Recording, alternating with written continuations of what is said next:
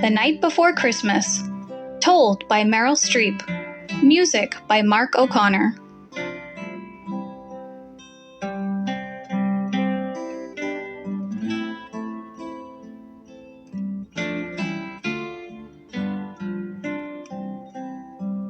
Being now at home again, and alone, the only person in the house awake, my thoughts are drawn back to my own childhood.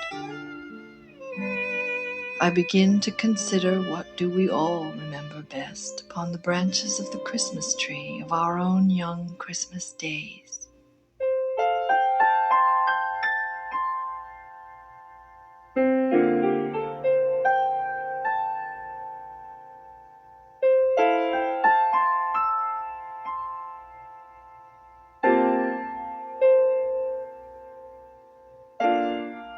'Twas the night before Christmas, when all through the house not a creature was stirring, not even a mouse. The stockings were hung by the chimney with care, in hopes that St. Nicholas soon would be there.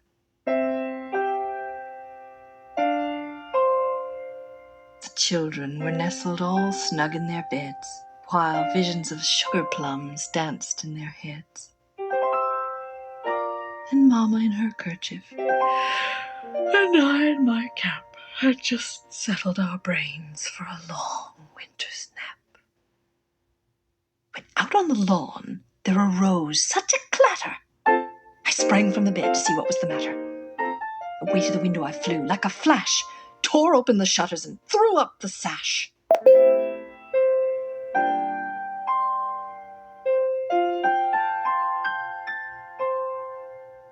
The moon on the breast of the new-fallen snow gave the lustre of midday to objects below. When, what to my wondering eyes should appear but a miniature sleigh and 8 tiny reindeer, with a little old driver so lively and quick, I knew in a moment it must be Saint Nick.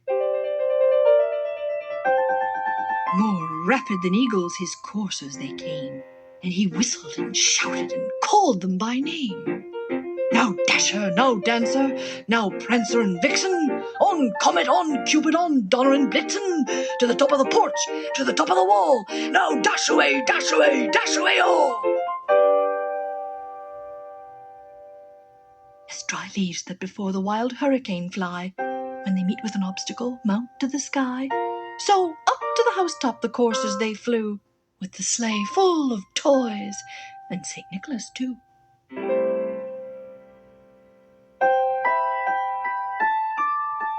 And then, in a twinkling, I heard on the roof the prancing and pawing of each little hoof.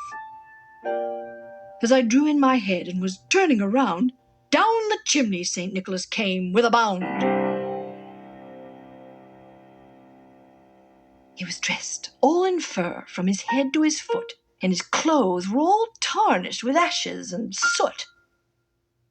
A bundle of toys he had flung on his back, and he looked like a peddler just opening his pack.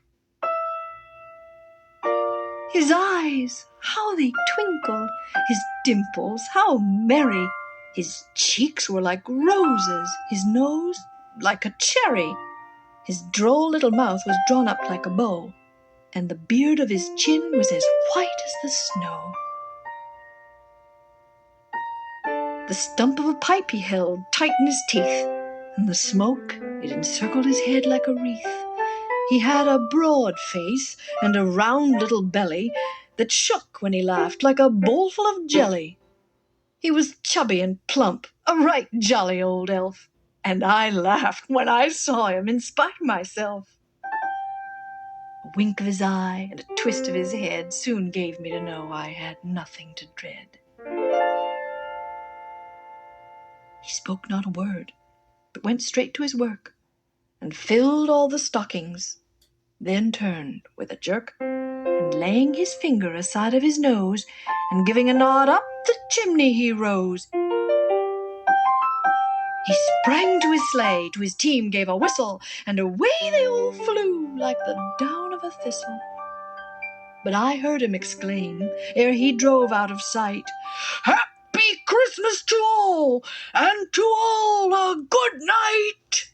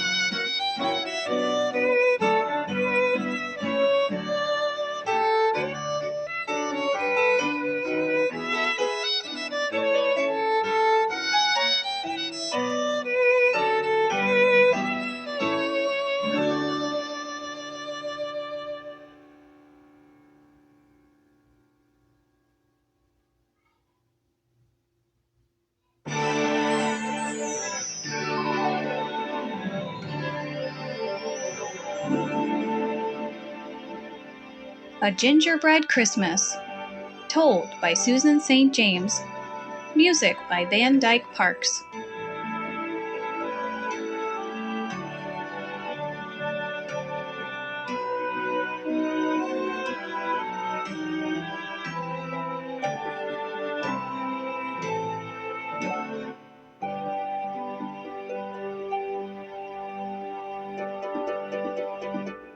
It was Christmas Eve morning at the North Pole. Everywhere you looked, there was activity. There was still so much to do before Santa's sleigh took off. Santa was just then checking his list the second time around when Mrs. Claus brought something to his attention. It was a letter they had just received. "Dear Mr. Santa," it read, "Mayor Fussbudget has canceled Christmas here in Gloomsbury. Can he do this? Can you help? Please advise. Yours truly, a concerned citizen." How could anyone have canceled Christmas? There wasn't a moment to waste. And so, pressing the letter G on his new touch-tone telephone, Santa was able to speed dial his dear friends, the Prince and Princess of Gingerbread, faster than he could say, "Ho, ho, ho."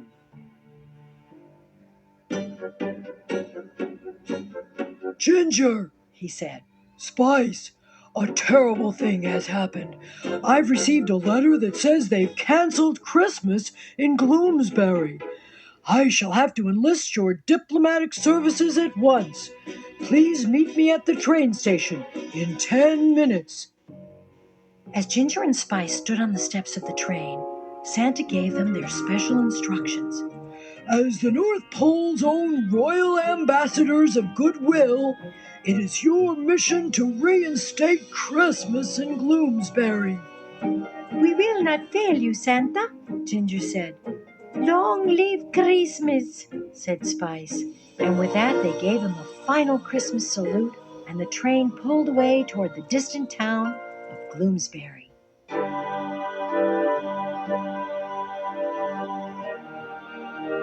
Now, when Spice and Ginger arrived in Gloomsbury, they could hardly believe their eyes. There wasn't a single Christmas decoration in sight. Not a red bulb, nor a green bulb, nor a Christmas star anywhere.